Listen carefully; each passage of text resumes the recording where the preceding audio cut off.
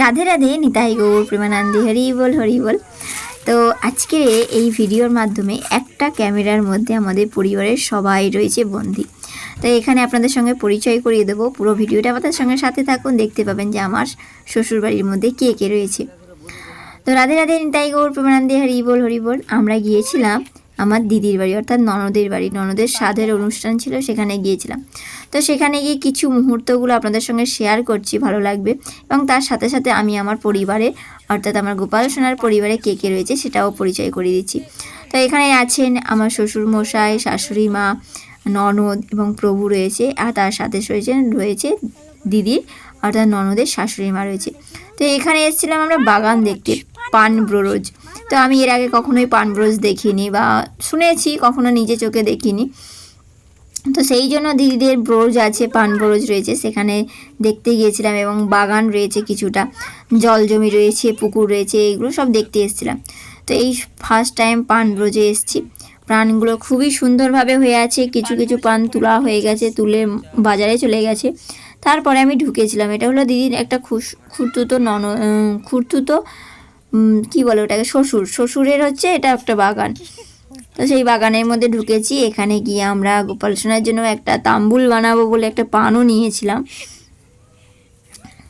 তো দেখুন, সত্যি গ্রামটা খুব সুন্দর। আর এই আমার ননদের বাড়ি বা দিদির বাড়ি রয়েছে নন্দীগ্রাম। তো নন্দীগ্রাম তো অনেকেই চেনেন, অনেকেই গেছেন, কে কে গেছেন বলবেন। আর এই যে সামনে রয়েছে, এটা হচ্ছে আমাদের শাশুড়ি মা। আর পিছনে রয়েছে দিদির শাশুড়ি মা, তার সামনে রয়েছে আমার শ্বশুর মশাই, তার সামনে রয়েছে দিদিকে আস্তে আস্তে নিয়ে যাচ্ছে, যেহেতু দিদি 9 মাসের প্রেগনেন্ট ছিল, সেই সময় আমরা সাধের অনুষ্ঠানেই গিয়েছিলাম। তারপর প্রভু রয়েছে আর কচিমা রয়েছে। তো চলুন আমাদের সাথে থাকুন। এই হলো আমাদের পরিবার। আর পরিবারের মেন যে, তাকে দর্শন তো করানো হয়নি, অর্থাৎ আমার গোপু সোনা বা আমার গোপাল সোনা, তাকে বাড়িতে রেখে দিয়ে এসছি। তারপর আমরা একটু বাগান ঘুরতে এসেছি। তো এখানে তারপর চলে এলাম পাশে আর একটা বাগানে এসেছি, এখানে ড্রাগন গাছ দেখার জন্য। এই যে রয়েছে ড্রাগন ফল। তো এটা হলো দিদির খুঁড়তুতো শ্বশুরের একটা জমি, ডাঙা, সেখানে ড্রাগন গাছ বসানো হয়েছে।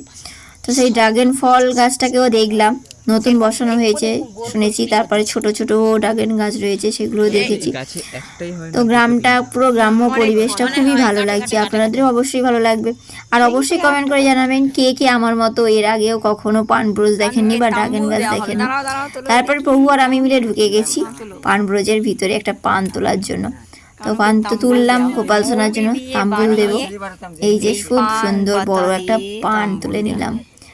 তো ভগবানকেও তাম্বুল কিন্তু দেওয়া হয়, তবে বাইরের লোকেরা যেমন অনেক কিছু নেশা জাতীয় জিনিস মেশায়, সেই জন্য না, এখানে শুধু মৌরি দিয়ে পান দেওয়া হয়, ভগবানকে ভোগও লাগানো হয়, ভোগারতির পর তাম্বুল দেওয়া হয়।